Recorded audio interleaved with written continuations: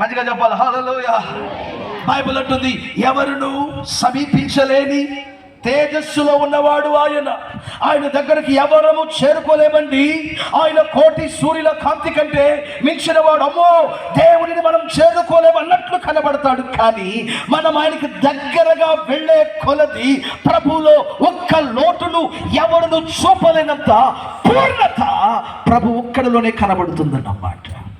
ఈ గ్రామంలో చాలా మంది యేసు ప్రభుని చాలా దూరం నుండి చూస్తున్నారు. విదేశాల దేవుడు అన్నట్టు, తక్కువ కుల దేవుడు అన్నట్టు, అతడు మనకు చెందినవాడు కాదన్నట్టు వాక్యాన్ని గమనించగలగాలి. దూరముగా ఉన్నప్పుడు నా ప్రభు నీకు ఎట్లు కనబడుతున్నాడో నాకు తెలియదు, కానీ నా క్రియలతో బలమైన బాధ పెట్టి ఉన్న ఆయన ప్రేమ నీ ఎడల నేటికి మారలేదు.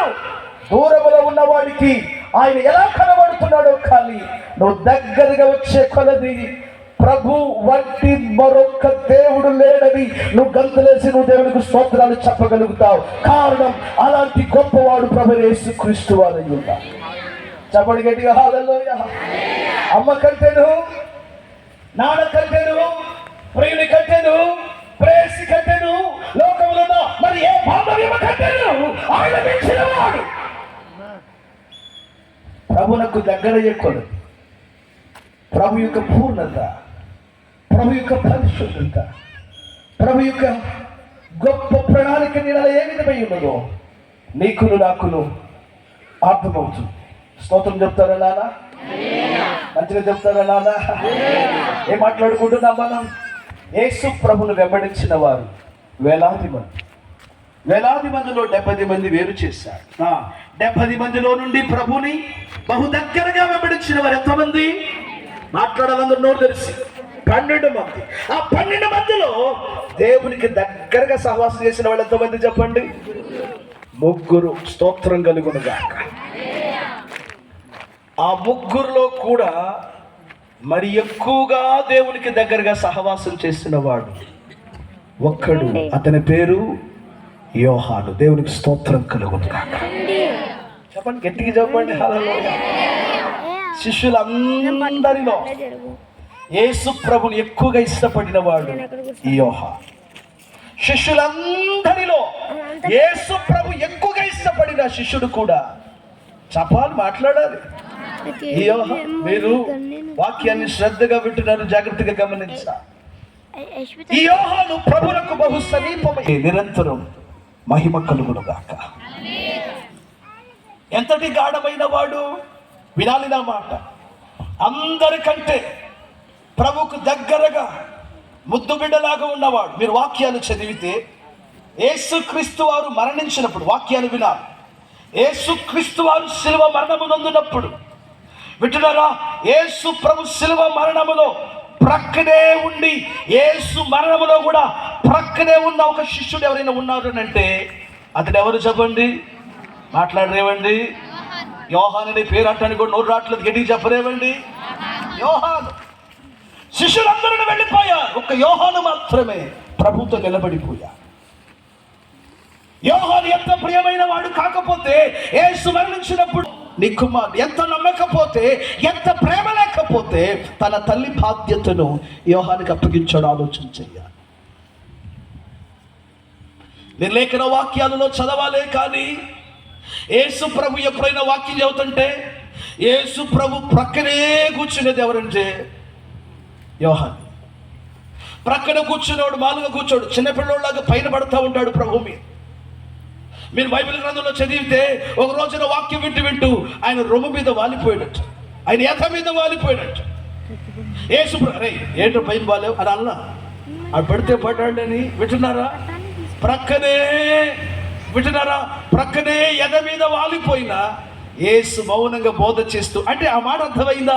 ఆయన హృదయములో ఉన్న చప్పుడును కూడా దగ్గరగా ఉండి విన్న ఒక సేవకుడు ఉన్నాడు అంటే అతడే యోహాను అనే సేవకుడు. దేవుని స్తోత్రం చెప్పాలి గట్టిగా హల్లెలూయా.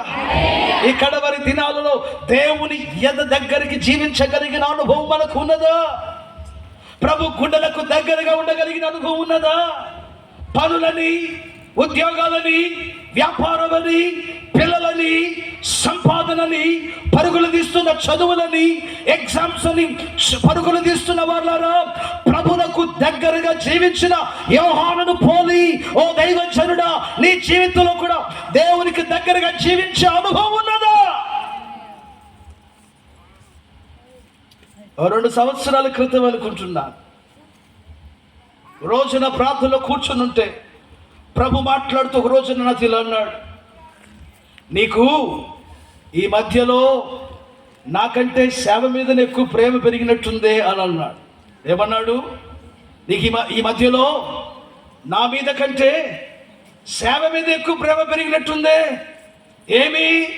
ఉదయం అనక, మధ్యాహ్నం అనక, రాత్రి అనక ఏదో ఒక ప్రాంతానికి సువార్త విషయమై పరుగులు తీస్తున్నాం. ఎక్కడొక్కడ సంఘ స్థాపన చేయాలి, ఎక్కడో ఒక కూడికలో ఎవరినో ఒకరు బలపరచాలి, ఏదో ఒక సేవకుల కూటాల్లో సేవకులు లేవనెత్తాలి. ఇదే పరుగులతో పరిగెత్తుతూ ఉన్నప్పుడు ప్రభు అన్నాడు, నీవు నాకంటే సేవను ఎక్కువ ప్రేమిస్తున్నావు.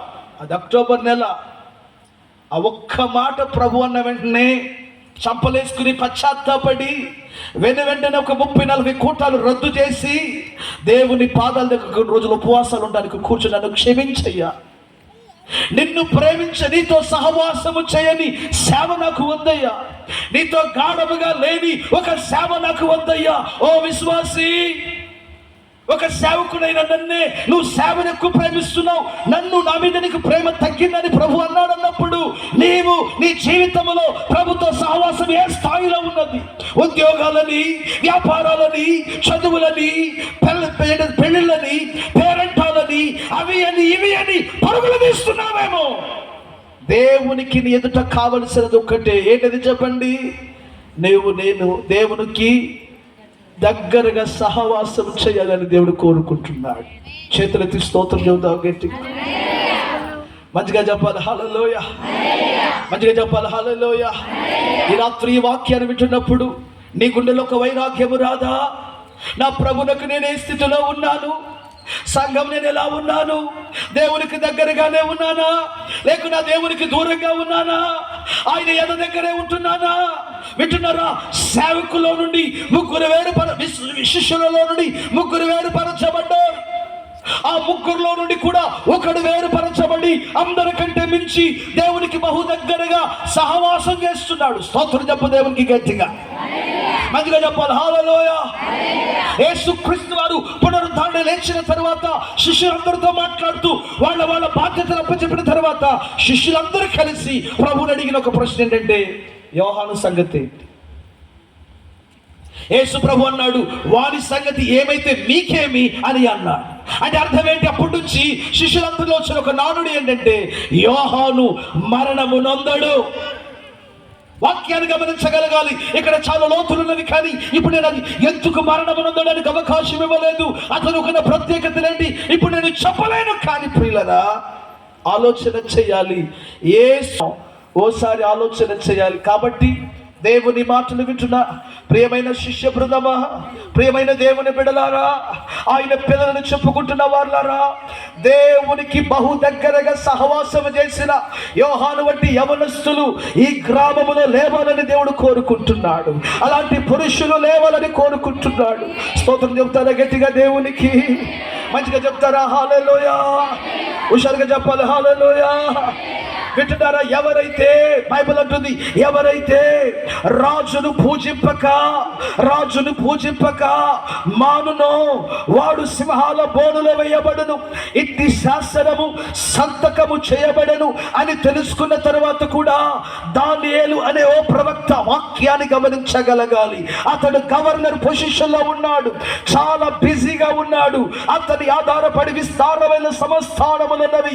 రాజు తర్వాత స్థాయిలో ఉన్న ఒక ఉన్నతమైన అధికారి. అయితే లేఖనం మాట్లాడుతుంది, అలాంటి శాసనములు సంతకము చేయబడుని అని తెలిసినప్పటికీ తన అలవాటు చొప్పున వింటున్నారు యథా ప్రకారముగా తన ఇంటికి వెళ్ళి యెరూషలేము తట్టు కిటికీలు తెరవబడి ఉండగా దినమునకు ముమ్మారు ప్రార్థన చేసి దేవునితో తన సహవాసమును బలపరుచుకున్నాడు. దేవునికి స్తోత్రం చెప్పు గట్టిగా హల్లెలూయా. చిన్న వండర్ పొజిషన్ వచ్చింది. నువ్వు ఇచ్చే బిల్డప్ మామూలుగా ఉందా? నీకు వచ్చిన పొజిషన్ ఏంటి? చిన్న వాలంటీర్ పొజిషన్. దానికి నువ్వు మందిరానికి క్రమంగా వస్తున్నావా? దేవునితో సరిగా సహవాసం చేస్తున్నావా? ప్రార్థనలో ఉపవాసాల్లో పాలు పంపులు పొందుతున్నావా? నిన్నగాక మొన్న వచ్చింది క్లర్క్ ఉద్యోగం, నిన్నగాక మొన్న వచ్చింది ఎంఆర్ఓ ఉద్యోగం, నిన్నగాక మొన్న వచ్చింది ఏదో గవర్నమెంట్ ఉద్యోగం. నువ్వు చెప్పే సాకులన్నీ, నువ్వు చెప్పే మాటలన్నీ, అదిగో ఆ భక్తుడిని చూచితివా? దానియేలు ఎంత బిజీగా ఉన్నా, ఎంత ఉన్నతమైన ఔన్నత్యములో ఉన్నా, దేవునితో ఉన్న తన అన్యోన్యమైన సహవాసమును పాడు చేసుకొనక అతడు నిలబడినందువలన దానియేలు దేవుడే నిజమైన దేవుడని ఆ ప్రాంతములకు ఉద్యమం వచ్చింది. స్తోత్రం చెప్పగట్టి, మంచిగా చెప్పగట్టిగా హల్లెలూయ, గడి చెప్పాలి హల్లెలూయ. అతనిని రాజు ముందర మోకరింప చేయాలనుకున్నారు. అతడు దేవునితో సహవాసం చేసి దేశానంతటిని దేవుని ముందర మోకరించేటట్టుగా చేశాడు. ఏమండి, ఈ కడవరి దినాలలో అలాంటి దానియేలు ఎక్కడా? దానియేలు వలె ప్రార్థన చేయు సేవకులు ఎక్కడా? దానియేలు వలె ప్రార్థన చేయు సేవకురాండ్రు ఎక్కడా? దానియేలు వలె ప్రార్థన చేయు యవనస్తులు ఎక్కడా? ఏమి తిందుమా, ఏమి త్రాగుదుమా, ఎలాగో సంపాదించుకుందామా, ఇదే ప్రయాసలో ఉన్నారు. అందరూ నిద్రపోయిన రాత్రులు మోకాళ్ళుని అయ్యా అని పెరుగులాడగలిగిన పురుషులు ఎక్కడా? ఎక్కడ మధ్యాహ్న వేళలో కూడా గోజాడగలిగిన స్త్రీలు ఎక్కడా? నా ప్రాంతములో ఒక ఉద్యమం రావాలి, నా ప్రాంతములో యవనులు మారాలి, నా ప్రాంతములో ఒక కదలిక రావాలి, ఒక వెలుగు ఎక్కడ ప్రార్థన చేయవారు? దానియేలు వంటి వారు ప్రభుతో దగ్గరగా సహవాసం చేయగలిగిన, మంచిగా చెప్పండి హల్లెలూయా, గట్టిగా చూద్దామా హల్లెలూయా. ఈ యోహాను దేవునితో గాఢమైన సహవాసం చేసిన వాడు వచ్చింది. స్తోత్రం చెప్పగట్టిగా హల్లెలూయా. క్రీస్తునందు ప్రియమైన దేవుని పిల్లలారా, వాక్యాలు వింటున్న వారులారా, దేవునికి బహు దగ్గరగా జీవించగలిగిన ఒక సంగతి పైకి లేవాలి. ఇక్కడ వాక్యాన్ని చూసినప్పుడు నా హృదయంలో తలంపు కలిగింది. మీ దేవుని సన్నిధిని కనబడుటకై సిద్ధపడుడి. ఇక్కడ ప్రభు పాదాల దగ్గర కనబడని నీవు రేపు దేవుని సన్నిధిలో ఎలాగో కనబడగలుగుతావు. ఇక్కడ ప్రభుకు దగ్గరగా జీవించలేని నీవు రేపు సియోనులో, ఆ నూతన యెరూషలేము అనే పట్టణములో, సియోనులో సింహాసనాసీనుడికి దగ్గరగా నువ్వు ఎలా జీవించగలుగుతావు? 24 గంటల్లో గంట కూడా దేవునితో సహవాసం చేయని మనం 24 గంటల్లో వింటున్నారా, గంట కూడా సరిగా లోబడగలిగిన జీవితం లేని మనం ఎలాగునా రేపు ప్రభు సన్నిధిలో కనబడగలుగుతాం? అందుకని నేను అంటున్నాను, ఇక్కడ లేనిదే అక్కడ లేదు. వినాలి, ఇక్కడ లేనిదే అక్కడ లేదు. ఇక్కడ నువ్వు ఎదిగిన స్థాయిని బట్టే రేపు అక్కడ నీ స్థాయి ఉంటుంది. వినాలి నా మాట. ఇక్కడ నీకున్న ప్రకాశమును బట్టే రేపు నీకు అక్కడ ప్రకాశం ఉంటుంది. ఇక్కడ ఏ స్థానమునకు నువ్వు ఎదిగావో రేపు అక్కడ అదే స్థాయికి ఇవ్వబడుతుంది. అట్లుండగా ప్రియమైన దేవుని బిడ్డ, పరలోకములో దేవుని దగ్గరగా ఉండిపోతానని కలలు కనవద్దు. ఒక్కసారి ప్రభుతోని సహవాసమును పరీక్షించుకో. నీ సహవాసం ప్రభుతో ఎలా ఉన్నది? 12 మంది లాగా ఉన్నావా? లేదు 3 లాగా ఉన్నావా? వారిని దాటి యోహాను వలె దేవునికి బహు దగ్గరగా జీవించేవాడుగా ఉంటున్నావా? యోహానైతే ఎల్లప్పుడూ ప్రభు ఎదుట నుండి ఆయన దగ్గర సర్వ సత్యమును, ఆయన ఎదుట గొప్ప ప్రత్యక్షతలను పొందినవాడు. దేవునికి స్తోత్రం చెప్పండి, మంచిగా చెప్పాలి హల్లెలూయా. ఇప్పుడు చూడండి, వినండి. నేను ఒక వ్యక్తితో సహవాసం చేస్తున్నప్పుడు ఆ వ్యక్తిని గురించి నేను అనేకమైన విషయాలు తెలుసుకోగలుగుతా. ఆ వ్యక్తి యొక్క బలములు, బలహీనతలు వినాలి. ఒక వ్యక్తితో మనం సహవాసం చేసేటప్పుడు, సహవాసం చేయకముందు వారి గురించి పెద్దగా తెలియదు కానీ, బట్ సహవాసం చేయడం మొదలు పెడితే వాళ్ళ గతం మనకు తెలుస్తుంది, వాళ్ళ ప్రస్తుతం మనకు అర్థమవుతుంది, వాళ్ళ భవిష్యత్తు కూడా మనకి. ఎందుకని వాళ్ళు మాట్లాడే మాటలు, వారు చేయబోతున్న పనులు ఇవన్నీ చూస్తాం. అదే రీతిగా దేవునికి మనం దగ్గరగా సహవాసం చేయగలిగితే దేవుడు గతము మనకు తెలుస్తుంది, దేవుడు ప్రస్తుతం ఏం చేస్తున్నాడో నీకు తెలుస్తుంది, రేపు నీ కొరకు ఏం చేయబోతున్నాడో కూడా నీకు అర్థమవుతుంది. యేసుకి స్తోత్రం చెప్పాలి గట్టిగా హల్లెలూయా. మంచిగా చెప్తాను, గట్టిగా చెప్పాలి హల్లెలూయా. ఒక ఉదాహరణ చెప్తాను. బైబిల్ గ్రంథములో యేసు ప్రభుకు దగ్గరగా సహవాసం చేసిన ఒక భక్తుడు ఉన్నాడు. ఇతడు దేవునికి దగ్గరగా సహవాసం చేశాడు కాబట్టి ఇతనికి దేవుని గురించి కలిగిన ప్రత్యక్షతలు బహు విశేషములు. అతని పేరు బైబిల్ అంటుంది పౌలు. చెప్పండి, ఏ పేరు అతని పేరు? పౌలుకు కలిగిన ప్రత్యక్షతలు ఎవ్వరికి కలగలేదని మనం చెప్పుకోవచ్చు. అతని పత్రికలు చదవండి, అతడు రాసిన ఏ పత్రికలైనా చదవండి. Such massive revelation was given unto him. He entered into the realms that nobody had entered. ఎవరును వెళ్ళలేని ఆత్మ సంబంధమైన మండలాలలోనికి ప్రయాణము చేసి దైవ మర్మములను ఎరిగి మాట్లాడిన వాడే ఎవరు చెప్పండి? పౌలనే భక్తుడు. వాక్యంలో మీరు చదివితే ఒకసారి మాట్లాడుతూ అన్నాడు, 14 సంవత్సరాల క్రితం నేను ఒక మనుషుని ఎరుగుదును, అతడు శరీరమందు వెళ్ళెనో శరీరమును వెడపల వెళ్ళాడో నాకు తెలియదు, కానీ అతడు 3వ ఆకాశమునకు ఎక్కి వెళ్ళాను. ఎక్కడికి వెళ్ళాడంటే అతడు 3వ ఆకాశం అన్నప్పుడు పరలోకానికి చూచి మాట్లాడుతుంది. అతడు 3వ ఆకాశానికి వెళ్ళినప్పుడు ఏ మనుషుడును ఉచ్చరింప సఖ్యము కాని ఎన్నో సంగతులు అతడు చూసెను, అతను వినెను. అయినను దేవుడు అన్నాడంట, నువ్వు చూసినవి నువ్వు వినినవి ఎవరికి చెప్పకున్నట్లు జాగ్రత్త పడమన్నాడంట. అందుకని పరలోక ప్రత్యక్షతలు ఎన్నో చూసినవాడు చూసినప్పటికీ వాటి విషయములను అతడు ఏ లేఖనలోనూ వ్రాయలేదు అన్నది గమనార్థం. అట్లున్నప్పుడు పరిశుద్ధ బైబిల్ గ్రంథములో వింటున్నారా, విశేషమైన దైవ ప్రత్యక్షతలు కలిగిన ఒక భక్తుడు ఉన్నాడు, ఒక అపోస్తలుడు ఉన్నాడంటే అతడే అపోస్తలుడైన పౌలు. దేవునికి స్తోత్రం కలుగునుగా. దేవుని గురించి తెలియాలి, దైవ లోతులు తెలియాలి, పాత నిబంధన ధర్మశాస్త్ర సంగతులు లోతైన అనుభవాలను ఎరగాలి అని అంటే పౌలు కనుపరిచిన ప్రత్యక్షతలను గనక మనం చదవగలిగితే పౌలుకు కలిగిన ప్రత్యక్షతలు ఎటువంటివి అనేది మనకు అర్థమవుతుంది. ఇప్పుడు వినాలి. ఇప్పుడు పాత నిబంధన కాలంలో, ఇది క్రొత్త నిబంధన కాలం. పాత నిబంధన కాలంలో దేవునికి బహు దగ్గరగా జీవించిన ఒక మనుషుడు ఉన్నాడు, అతని పేరు మోషే. చెప్పండి, ఇది ఏం పేరు అతని పేరు? అవును, హానోకు కూడా ఉన్నాడు. ఇప్పుడు అతని గురించి నేను మాట్లాడాల్సిన సమయం లేదు, కానీ మోషే దేవునికి దగ్గరగా జీవించిన వాడు. ఒక రోజున మోషే అన్నాడు, దేవా నాకు ఒక ఆశ ఉన్నది. అతడు సీనాయి పర్వతం మీదకి ఎక్కి వెళ్ళినప్పుడు బ్రద్దలైన బండల మధ్యలో నిలబెట్టి వారిని తన చుట్టూ తన చేతి నుంచి దేవుడు అన్నాడు, ఒక్కడును నా ముఖము చూసి బ్రతకలేడు. కాగా నేను నీ ముందర వెళ్ళుచు ఉన్నప్పుడు నా వెనుక భాగము నీకు కనబడును అన్నాడు. వాక్యాన్ని గమనించాలి. లేఖనం అంటుంది, దేవుడు మోషే ముందర వెళ్ళుచూ ఉన్నప్పుడు దేవుని గుణగణములు ఇదిగో మోషేకు కనబడుతున్నవి. అతడు చూసిన తర్వాత రాస్తాడు, దేవుడు కృపా వాత్సల్యములు కలిగిన వాడు, ఆయన కృప తరములు నిలిచి ఉండును. ఎప్పుడంటాడు ఈ మాట? ప్రభువుని చూస్తుంటే ఇతనికి ఏం కనబడుతుంది?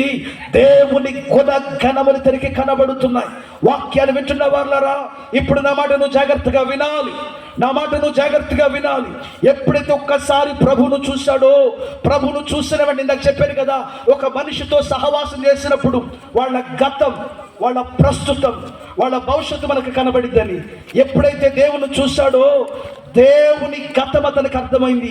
అందుకనే బైబిల్ గ్రంథమును రాస్తూ అంటాడు, ఆదియందు దేవుడు.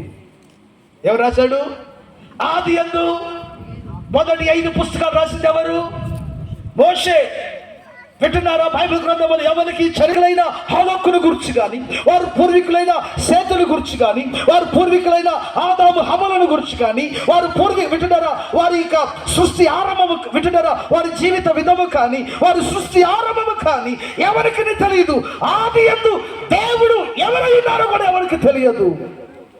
ఒక్కసారి దేవుని చూసిన వెంటనే దేవుని ప్రస్తుతం, దేవుని గతం మోషేకి కనబడింది. కాబట్టి పుస్తకంలో రాస్తూ అంటాడు, ఆదియందు దేవుడు. దేవునికి స్తోత్రం చెప్పాలి గట్టిగా, మంచిగా చెప్పాలి. హల్లెలూయా.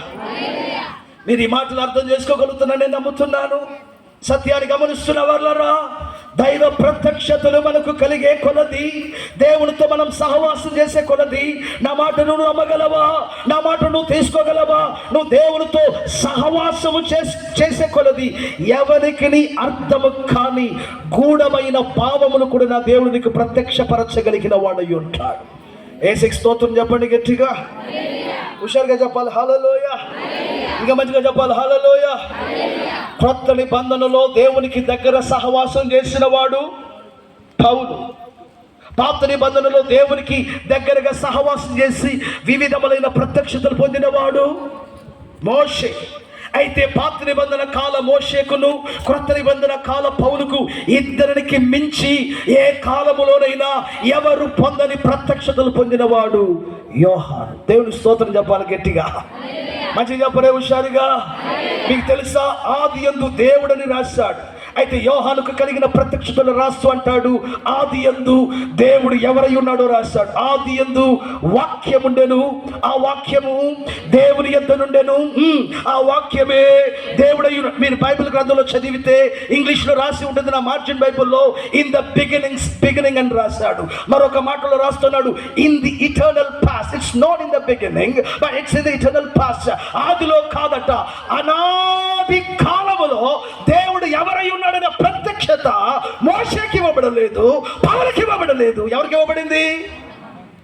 విస్తరించి మాట్లాడగలను కానీ ప్రియులారా, సత్యములు ఎన్నో లేఖనాలలో మనం చూడగలం. యోహాను సువార్తను చదివి వాక్యాన్ని గమనించగలగాలి. యేసు ప్రభుని గురించి బైబిల్ గ్రంథములో 4 భక్తులు 4 కోణాలలో ఒక సువార్తను రాశారు. వినాలి, ఒక్క సువార్తనే రాశారు, 4 కోణాల్లో రాశాడు. మత్తయి రాస్తూ అంటాడు, ఆయన అబ్రహాములో నుండి వచ్చినవాడు. మార్కు రాస్తూ అంటాడు, ఆయన నజరేతులో నుండి వచ్చినవాడు. లూకా రాస్తూ అంటాడు, గ్రీక్ ప్రజలకు రాశాడు కాబట్టి వారికి పూర్వపు సంగతులను ఇష్టం కాబట్టి లూకా రాస్తూ అంటాడు, యేసు ఆదాములో నుండి వచ్చినవాడు. అయితే యోహాను రాస్తూ అంటాడు, ఈ యేసు పరలోకములో నుండి దిగి వచ్చిన దేవుని బిడ్డని రాస్తాడు. స్తోత్రం చెప్పగలిగా దేవునికి. పరలోక ప్రత్యక్షతలు కలిగిన ఏదైనా ఒక మనుషుడు బైబిల్ గ్రంథములో ఉన్నాడు అనంటే అతడే యోహానుకు ప్రభువుని గురించి కలిగిన ప్రత్యక్షతలు అందరికంటే, బైబిల్ గ్రంథంలో భక్తులందరికంటే విశేషమై. ఎవరన్నారు ఈ మాట? నేను లోకమునకు వెలుగై ఉన్నా. ఈ ప్రత్యక్షత ఒక యోహానికి కలిగింది. వాక్యాన్ని చదవాలి, వాక్యాన్ని వినాలి, అర్థమవుతుంది. నేను గొర్రెలకు ద్వారమునై ఉన్నాను అన్నాడు. మరొక చోట ప్రభు అన్నాడు, నేనే గొర్రెలకు మంచి కాపరిని. దేవుని ప్రత్యక్షతలు చూడు. నిజమైన ద్రాక్షవల్లిని అన్నాడా? మాట్లాడరేవండి. నేను నిజమైన ద్రాక్షవల్లిని, నా తండ్రి వ్యవసాయకుడు. మీ పితరులు ఆహారమును తిన్నారు, దూతల ఆహారము తిని నశించారు. పరలోకములో నుండి దిగి వచ్చిన, మాట్లాడరేవండి, జీవాహారమును నేనే. దేవుని ప్రత్యక్షత. ఎన్ని ప్రత్యక్షతలకి! ఎక్కడో లేఖనములో రాస్తూ అంటాడు, ఏమనంటాడు? పునరుద్ధానమును నేనే. మాట్లాడట్ల మీరందరూ. జీవమును ఎవరి ప్రత్యక్షతలు? యోహానికి ఎంత విశేషంగా నేను ఒక మాట చెప్తున్నాను, లోతైన ప్రసంగాలు చేస్తే వింటున్నారా, ఎన్నో లోతైన మర్మములు ఇందులో